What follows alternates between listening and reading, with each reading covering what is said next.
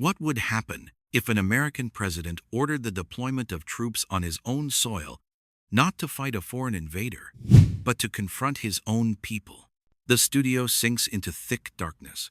No familiar theme music, no opening laughter, only a heavy silence, so sustained it feels like the whole room forgets to breathe. Behind Jimmy Fallon, the giant screen suddenly blazes to life, projecting raw, violent images. Armored vehicles cutting through Portland streets, scarred with graffiti. Crowds of protesters raising signs under blinding headlights. Federal troops in riot gear moving in columns, shields and weapons glinting. Each frame lands like a war film. Except the battlefield isn't the Middle East. It's an American city. Scarlet letters slash across the screen. Trump deploys troops to Portland, the 27th of September 2025. The news clips pound like hammers. Oregon Governor Tina Kotek at a press conference, voice steely. There is no insurrection in Portland. This is propaganda to impose federal power. Then Mayor Keith Wilson, eyes blazing. This city can keep the public safe. Bringing in troops is a political stunt. The images flip. Donald Trump appears amid a sea of supporters, stepping out of an armored SUV, hand raised like a general returning victorious. Behind him, a massive banner unfurls. Law and order. Protect America. His radiant smile stands in stark contrast to the fury of Oregon's leaders. The audience in the studio watches, some faces tightening with tension, others half eager, half skeptical. The room feels as if it's being dragged into the same chaotic streets that just flashed across the screen. The lights slowly return, drilling down on Jimmy Fallon.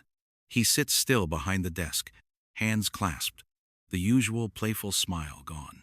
His eyes lock on the camera with the weight of an opening statement. Tonight, Fallon begins, his voice dropping low, isn't just about a protest. This is a moment when federal troops were deployed on American soil, inside an American city. And to dissect what that means, one of Congress's most outspoken and controversial voices is here. Please welcome Alexandria Ocasio-Cortez. Applause erupts. A few whistles pierce through, adding to the din. AOC steps in wearing a cream-white suit, stride steady, face bright, with confidence and a hard glint in her eyes. The audience splits, some leap up cheering, others sit with arms crossed, shaking their heads. From the first seconds, the studio once built for entertainment has turned into a battlefield. The lighting settles, but without the usual warm gold. Instead of cozy late-night amber, a cold white blue washes the room, making it feel less like a talk show and more like an open hearing. Jimmy sits center stage behind the familiar wooden desk, but his face is different. No tension-breaking smile, no playful setup for a punchline. He sits upright, fingers laced, eyes taut, as wire more like a prosecutor opening a historic case. Behind him, the big screen still shows James Comey under indictment, the red words "justice" or "revenge" slashing across like an enormous indictment hanging over everyone's heads. But as AOC enters, it flips to live footage from Portland. Armored vehicles turning down city blocks, long lines of federal troops advancing into protest zones. The room goes dead quiet. No one coughs, no one whispers. The audience sits rigid, eyes wide, as if they too are caught in the political storm outside. In the crowd, the split is obvious. A group of young people pump fists, cheering AOC's entrance, chanting, "AOC! AOC!" Right beside them, a few in bright red, MAGA 2024 shirts sit stone still, arms folded, eyes skeptical and defiant. A few boos flare and are swallowed by a wave of cheers. The camera tracks AOC's steps in a slow glide. Her cream-white suit reflects the cold light, turning her into a lone, bright point in a heavy space. Her smile is warm, but a fierce fire burns in her eyes. This isn't a guest here to chat. This is a politician ready to fight. She shakes Jimmy's hand. The lens creeps in. Fallon offers a polite smile. AOC nods in return, but the wariness is unmistakable in both pairs of eyes. Neither of them is treating this like an ordinary conversation. The lights dip one notch, isolating Fallon and AOC like two figures facing off in a courtroom. The audience is silent. You can hear the mics being adjusted. Jimmy leans in slightly, both hands on the desk, eyes locked on his guest. A light tap of his finger hits the woodthock, like a gavel opening court. From this moment, The Tonight Show is no longer entertainment. It has become a battleground where justice, power, and truth are about to collide. The applause fades into a taut hush. Jimmy leans forward, wearing his familiar smile, but it's careful, restrained tonight. "Welcome to the show, Alexandria Ocasio-Cortez." He begins, voice warmer than usual, as if trying to soften the density in the room. "Thanks for being here, especially in a week when, frankly, the news is heavier than anything my writers could dream up." A few weak chuckles ripple through the crowd, awkward relief. AOC smiles slightly, nods. Her eyes are bright and unflinching. "Thank you for having me, Jimmy," she answers, crisp and firm. "When the country is shaken by decisions like this, we need places for dialogue, whether that's Congress or a late-night show." Laughter grows a shade freer, with a burst of applause. Jimmy nods, shrugs lightly, trying to keep things from overheating, but his eyes never leave AOC's, probing every word and twitch. He continues, a touch wry. "I'll be honest, when I heard the president sent troops to Portland, my first reaction was, well, there goes Monday's cold open." The audience breaks into real laughter. Tension finally cracks a little. AOC laughs too, but her nod turns serious fast. "Jimmy, that's both funny and alarming," she says, voice tightening. "Because this isn't just a Portland story. It signals a willingness by this administration to use military force to resolve political dissent. And that is an extremely dangerous precedent." The laughter evaporates, replaced by a hum of voices. Some clap in agreement. Others shake their heads. A few boo. The divide is naked, just like outside, across America. Jimmy holds the smile, but blinks slowly, giving the room space to settle. He taps the desk lightly, like closing the small talk. "Then let's start there," he says, eyes sharpening. "Portland, the troops, justice, or an abuse of power?" Silence falls. AOC leans in, lips set, eyes blazing. The icebreaker is over. The real fight begins. Jimmy sits straight-backed, fingers laced, the smile gone. He draws a breath, then looks directly at AOC, as if to cut through the last veneer of politeness. "Alexandria," he says, slow and clear. "On the night of September 27, armored vehicles rolled through Portland.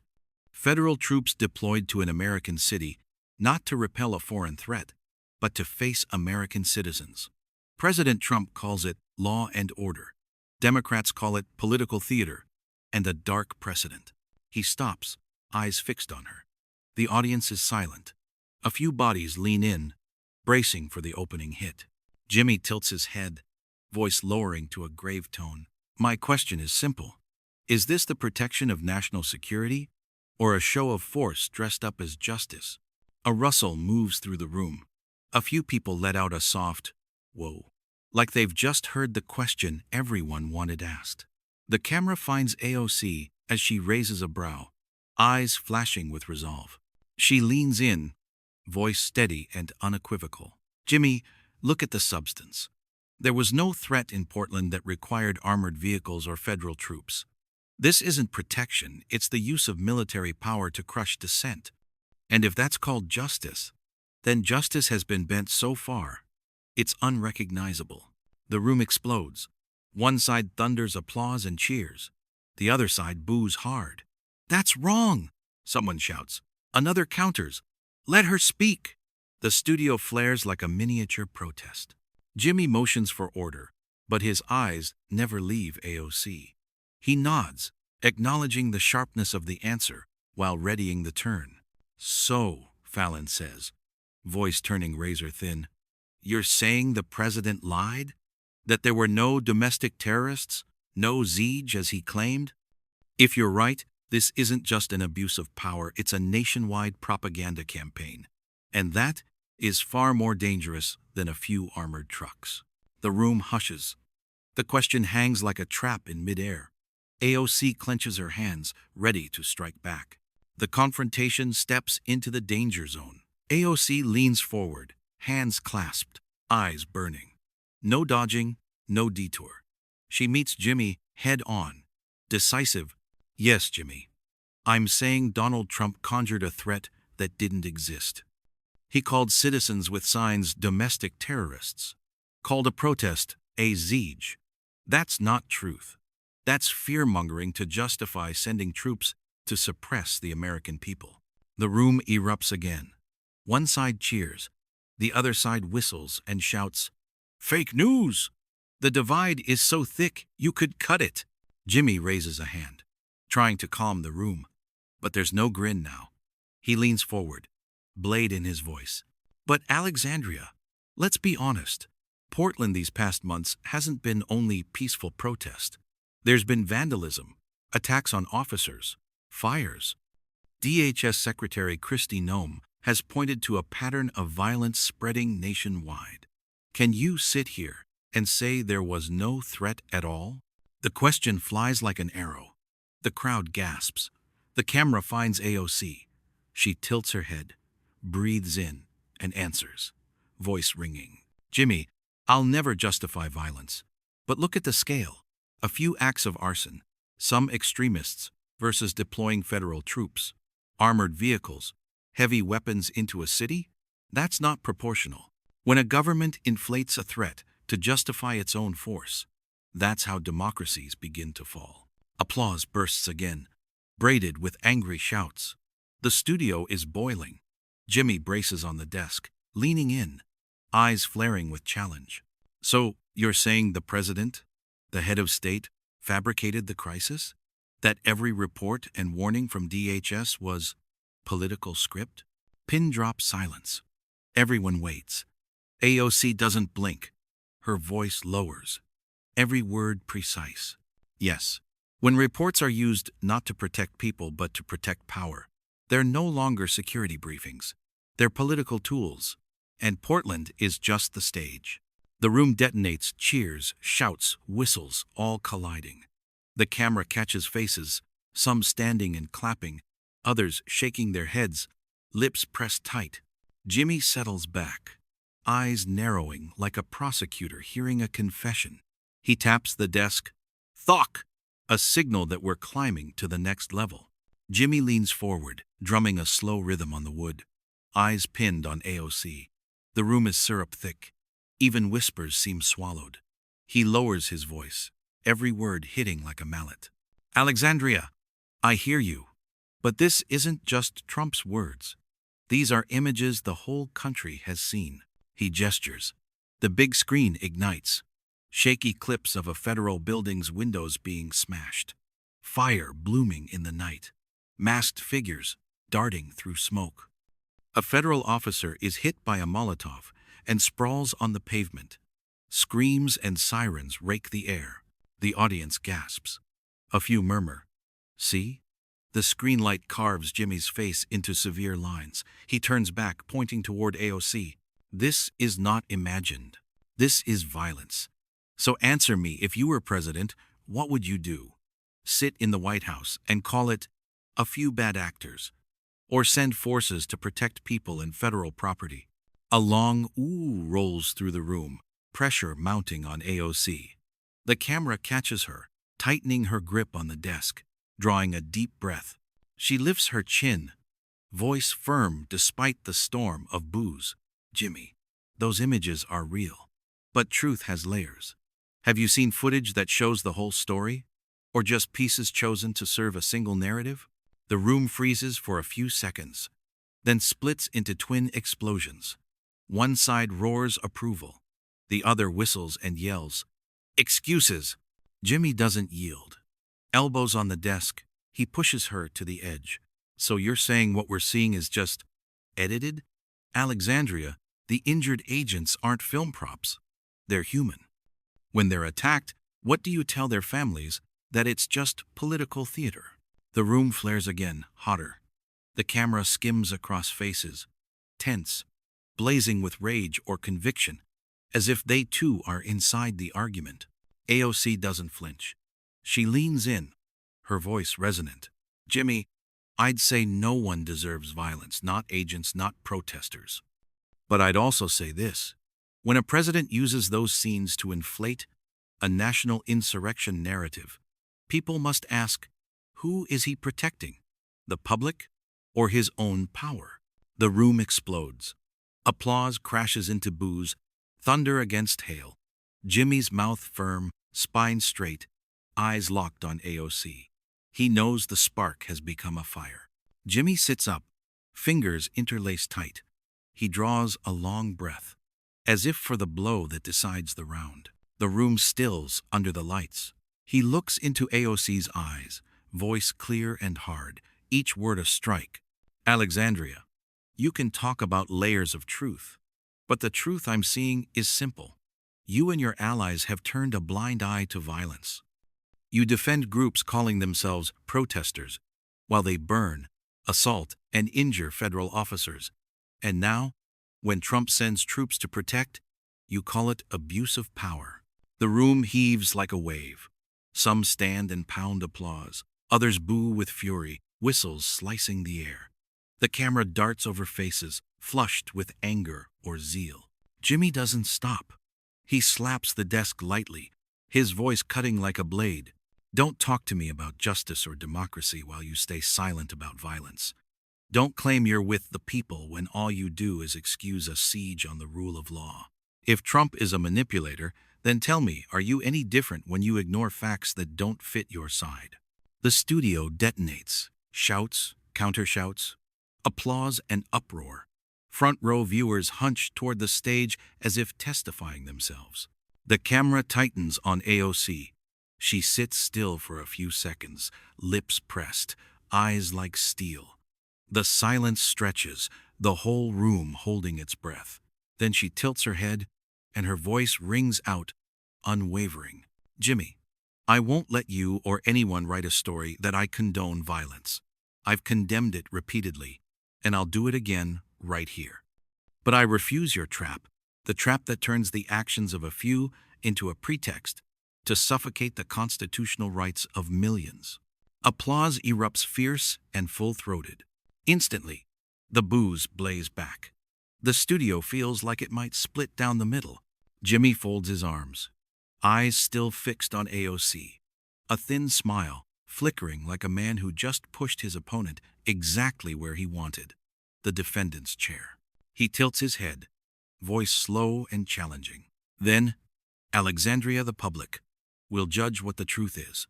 And tonight, I think they've heard enough to deliver a verdict. The room shakes under the noise. This isn't a late-night segment anymore, it's a public tribunal, with AOC facing direct indictment before millions. The uproar rages on when AOC leans into the mic, eyes blazing, voice slicing through the noise. You say I ignore violence, Jimmy? No, I ignore lies. The line hits like a blade. The crowd falls silent for a beat, stunned by the clean counterstrike. AOC turns to the audience, and the camera's broadcasting to millions. You want to talk truth? Then let's talk about a president calling his own citizens domestic terrorists. Let's talk about armored trucks and troops pouring into an American city because people dared to raise signs. That isn't protecting order. That is declaring war on constitutional rights. Thunderous applause erupts, and with it, a storm of boos. The room is torn in two. Every sound carries the split. Jimmy leans back, eyes wide as if to reassert control. But AOC doesn't let him in. Her voice pushes like a tide. You want to call me an apologist for violence? Then ask, who has encouraged violence from day one? Who shouted, knock the crap out of them? Who used Twitter, then Truth Social, to weaponize anger? I didn't send troops into American streets. I didn't turn Portland into a battlefield. Donald Trump did. A direct hit. The camera sweeps across the crowd, some on their feet cheering, others shouting in fury. Fingers point, heads shake. AOC inhales, her voice dropping but gaining force. And Jimmy, you asked if I'm any different from Trump. I'll be clear. The difference is I don't treat justice as payback. I don't use police and troops as political tools. And I will never stand by while a president brands dissenters as enemies of the state. The room explodes again. Many stand and cheer, chanting AOC's name. The whole studio vibrates with sound. Jimmy nods slightly, a wry edge to his mouth, accepting that AOC just flipped the board. He taps the desk like a gavel, then leans in, ready to counter. Every eye is locked on stage. The duel has hit the turn. From the accused, AOC has become the prosecutor aimed at Trump and at the system he built. The air is tight, waiting for the next shot. The studio quakes with clashing chants. Half the crowd yells AOC's name. The other half roars in protest. Jimmy bangs the desk, thwack the gavel of TV justice, then leans forward, eyes fixed on AOC. Alexandria, he says, voice dropping, each word pinning the air. You can heap it all on Trump. But the reality is this. These civil rights protests you defend have turned streets into war zones. Police attacked, federal property burned, communities living in fear. So tell me, does that still qualify as peaceful assembly? Or has it become a riot? A wave of "whoa" rolls from the crowd. Every lens finds AOC. She leans in, fire in her gaze, and fires back. Jimmy, you're confusing cause and effect. People don't take to the streets to riot. They march because justice is buried, because they see federal officers attacking civilians, because their freedoms are throttled in the name of law and order. If riots happen, then ask, who drove them to that edge? Applause slams the room, and the boos slam back. A voice yells, always blaming. The clamor makes the air hard to breathe. Jimmy presses on. Do you realize, Alexandria, when you call this buried justice, you send a dangerous message that violence can be justified if it stems from political grievance. That's the spark that can burn this democracy down. He stops, eyes cold. The audience waits. AOC plants her hands on the desk, leaning forward, voice ringing. No, Jimmy. The danger isn't citizens resisting. The danger is a president using armored vehicles to silence them. The danger is labeling dissenters terrorists. That is the fire that can incinerate American democracy. The room erupts. The camera finds faces, some ecstatic, some livid red. The studio is a bomb that's about to blow. Jimmy folds his arms, nodding slowly, then lets out a laugh, bitter, edged. Maybe tonight, we've seen the bitterest truth. Justice, freedom, protest, riot. Everything has become a weapon in a partisan war. He turns to the audience, voice low and razor sharp. And you, the people in this room, and the millions out there, you are the jury. The room falls into a hard silence, tension peaking. AOC sits straight, unblinking. Jimmy leans in. Two fighters, neither willing to retreat. Tonight, The Tonight Show isn't a talk show. It's the fiercest political showdown on live TV. After AOC's steel-edged answer, the room explodes. Half the audience springs to its feet, clapping and shouting. The other half boos, some pointing angrily at the stage. Applause slams into whistles, pure chaos, unheard of on a talk show. The camera catches flashpoints. A cluster of students recording on their phones, eyes blazing, chanting, AOC, AOC. Farther back, a man in a bright red MAGA shirt jumps up and shouts, lies, all lies. It's a protest inside a studio. Jimmy sits taut, eyes hard. He gestures for calm, but the storm won't die. AOC sits tall, unshaken. The stage light hits her face. Her eyes burn, daring the room. Backstage, security edges closer to the aisles in case things break. A small whistle blares from the tech booth. An emergency cue to manage the crowd. Outside, the blaze spreads. Within 5 minutes of the live segment, number Fallon vs. AOC rockets up Twitter and TikTok. Short cuts of the exchange, Jimmy pointing and accusing, AOC slamming the desk in reply, race across the internet. One popular tweet reads, Fallon turned the Tonight Show into a courtroom. AOC turned it into a battleground. Hundreds of thousands of shares in 30 minutes. On TikTok, remixes set AOC's line, the danger isn't citizens resisting, it's a president using armored vehicles to silence them. To tense scores, racking up millions of views overnight. News outlets pounce. CNN rolls a chyron. Fallon and AOC talk show or political hearing. Fox News counters. AOC turns Tonight Show into partisan stage. MSNBC hails it. A historic TV moment. AOC challenges power live. Inside the studio, the crowd still seethes. Some storm out early, faces tight with anger. Others remain standing, phones up, knowing they're watching something that'll be argued over all week. Jimmy leans back with a strained smile, aware the moment has slipped the leash of entertainment. AOC sits statue still, hands on the desk, eyes locked on the lens. Tonight, The Tonight Show isn't just entertainment. It's a political earthquake, with aftershocks rippling nationwide before the showdown is even over. The chaos drags on, then slowly ebbs. Jimmy bangs the desk again, the sharp thwack slicing the room and forcing the audience to sit. He looks up, eyes sweeping from faces blazing with anger to faces lit with exhilaration. He inhales, voice lower, stripped of the usual humor. Tonight, we witnessed a confrontation rarely seen on television. On one side, armored vehicles, armed troops, and a president ready to call protesters domestic terrorists. On the other, a claim that justice cannot be gagged by force, that democracy survives only if people can speak. He pauses, letting the quiet breathe. Then, in a level tone edged like steel, so what is the truth? Are we watching justice carried out? Or a political revenge dressed as law and order? Is this protecting the public? Or proof of fear of a society spinning out of control? The camera drifts to AOC. She sits still, eyes bright, saying nothing. The crowd watches, waiting for Jimmy's close. He places both hands on the desk, leans in. My verdict, if I have to name one, is this.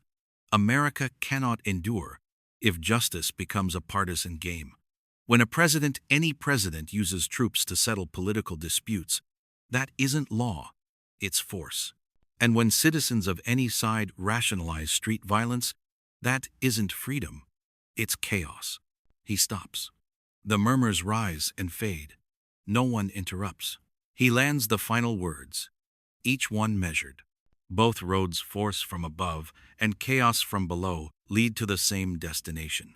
And that destination is the end of the democracy we're sitting here trying to defend.